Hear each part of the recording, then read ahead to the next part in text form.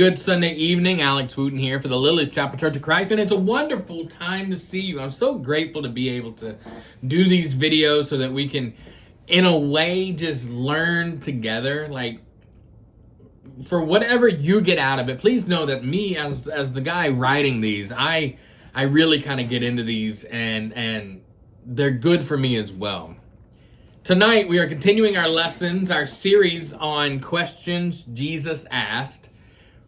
And I wanted to kind of go through this the introduction, obviously. When I was a kid, I say when I was a kid, I think it still applies now, but my mom had this tone.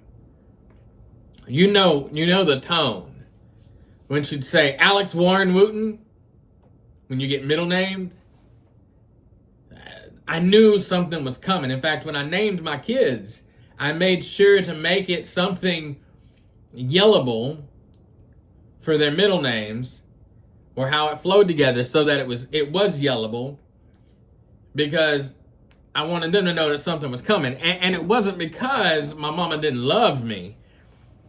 A lot of the times it was because my mom wanted me to listen. You see, there's a difference between hearing somebody's words and actually doing what they say. And I still struggle with this. I can listen to somebody all day, but putting that into effect. And that's what Jesus is talking about here in Luke chapter 6. He looks at a crowd of people who keep calling him Lord, and they're saying all the right things. We love you, Jesus. We believe in you. But their lives aren't matching their words. And he says to you, why do you call me Lord, Lord, and not do what I say?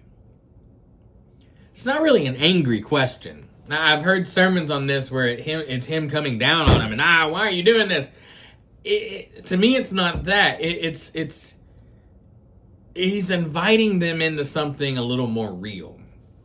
You see, we live in a world that loves words.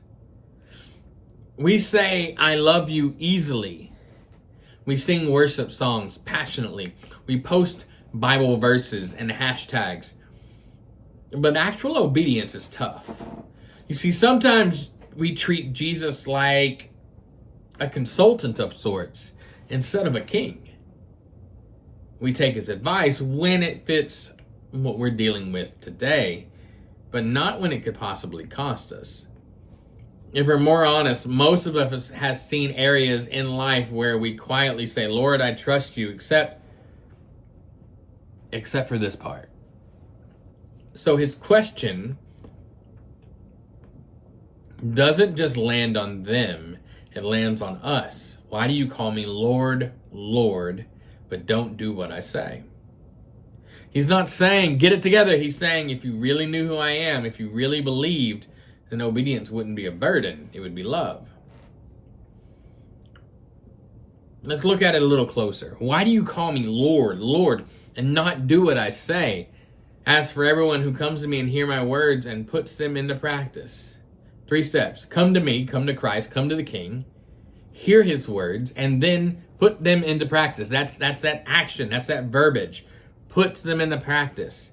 He's saying discipleship is not about proximity, it's about participation.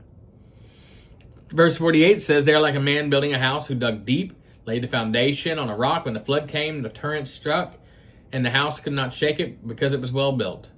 That phrase, dug down deep, always gets me. Real faith takes effort.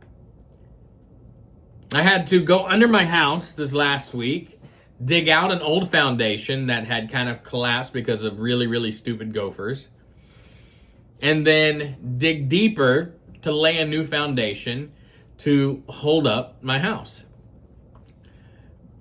And I only had to dig about 1.5 feet down, but that was some of the hardest work I've done, because I'm strapped there on the ground digging with only this much clearance above me.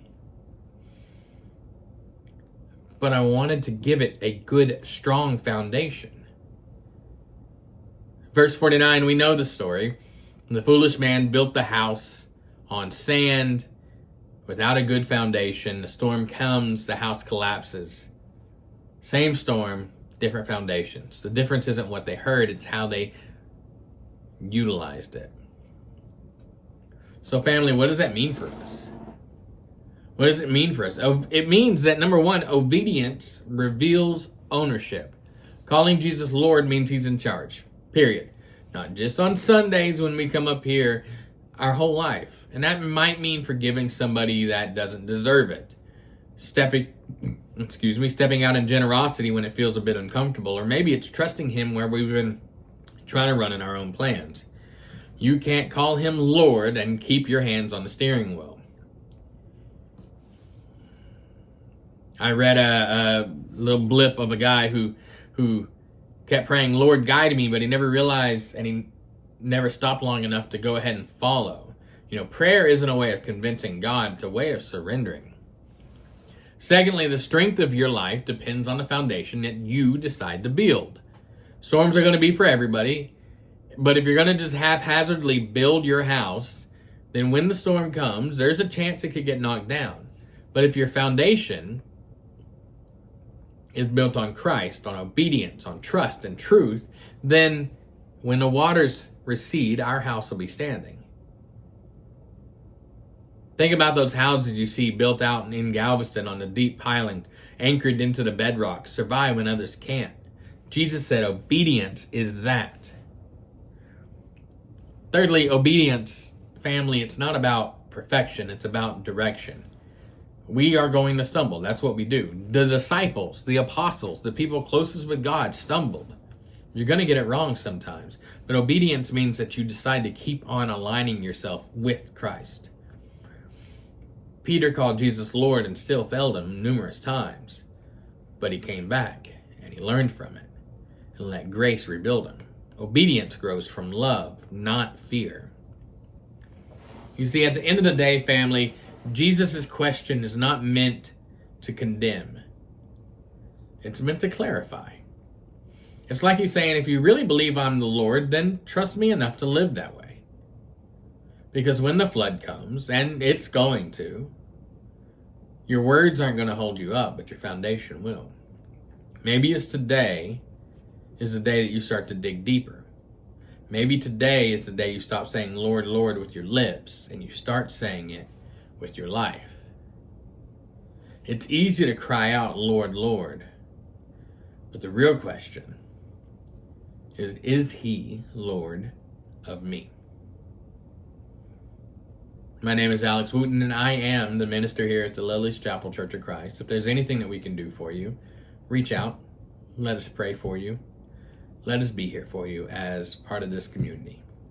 God bless.